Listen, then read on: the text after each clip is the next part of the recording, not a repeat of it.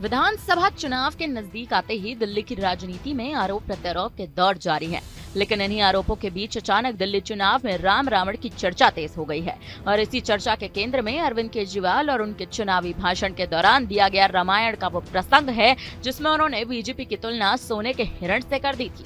केजरीवाल का यह बयान अब इतना सुर्खियों में आ चुका है कि इस मुद्दे को बढ़ाते हुए बीजेपी ने एक बार फिर केजरीवाल को चुनावी हिंदू कहकर तंज कसते हुए घेरना शुरू कर दिया।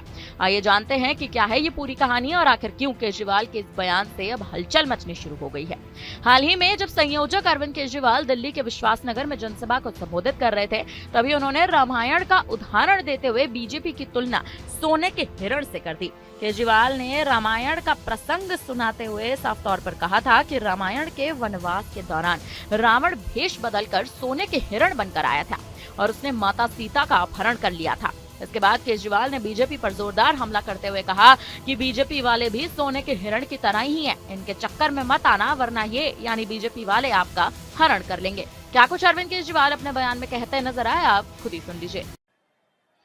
तो एक दिन रामचंद्र जी खाने का इंतजाम करने जंगल में गए।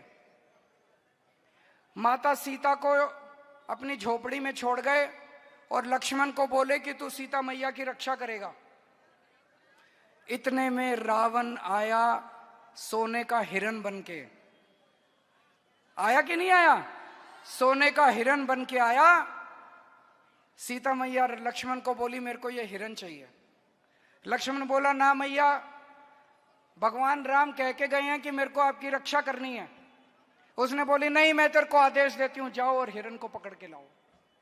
लक्ष्मण के पास चारा नहीं था। लक्ष्मण चला गया और वो रावण अपना वेश चेंज करके और सीता मैया का हरण करके ले गया।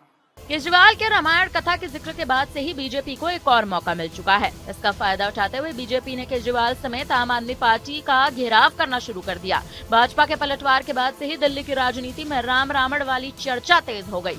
बीजेपी ने केजरीवाल के रामायण वाले प्रसंग को सनातन धर्म का अपमान बता दिया। दिल्ली भाजपा के प्रदेश अध्यक्ष वीरेंद्र सचदेवा ने मंगलवार को कन्नाट प्लेस स्थित प्राचीन हनुमान मंदिर में जाकर पूजा अर्चना की और मीडिया को बताया कि वो उपवास रख रहे हैं। वीरेंद्र सचदेवा ने कहा कि उन्होंने भगवान से क्षमा याचना की है और आज उपवास रख रहे हैं। उन्होंने केजरीवाल के बयान को सनातन धर्म का अपमान बता दिया। सचदेवा बोले कि केजरीवाल द्वारा श्री रामचरितमानस की जिस तरह से गलत व्याख्या की गई है, जिस तरह से हमारे सनातन धर्म को अपमानित किया गया है और करने की कोशिश की गई है, ये पहली बार नहीं है, ये अधर्मी लोग हैं। क्या कुछ वो अपने बयान में कहते नजर आए हैं, आप खुद ही सुन लीजिए।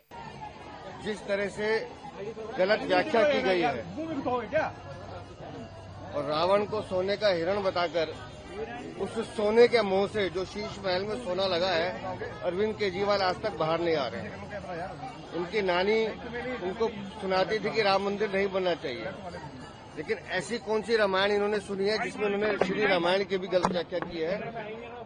ये हमारे सनातन का अपमान है, हमारी आस्थाओं का अपमान है।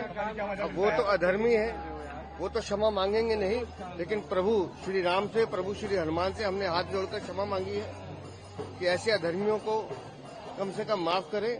लेकिन उनके इस अधर्म के लिए आज मंगलवार का दिन है, हम पूरा दिन उपवास करेंगे। दबाव में दिख रहे हैं अरविंद केजरीवाल, पूरी आम आदमी पार्टी जगह विरोध हो रहा है। जो सनातन से अलग हटके चलेगा, जो अधर्म का रास्ता अपनाएगा, जो अवैध बांग्लादेशी रोहिंग्यों को पालने का काम करेगा, प्रभु श्री राम उसके साथ न्याय भी करेंगे और उसको उसके पापों की सजा भी देंगे। हालांकि देखा जाए तो अब अरविंद केजरीवाल के एक और बयान से दिल्ली में सियासी हलचल तेज हो गई है। रावण पर प्रतिक्रिया देने वाले अरविंद केजरीवाल को अब भाजपा ने आड़े हाथों लेकर सियासी जंग को और बढ़ा दिया है।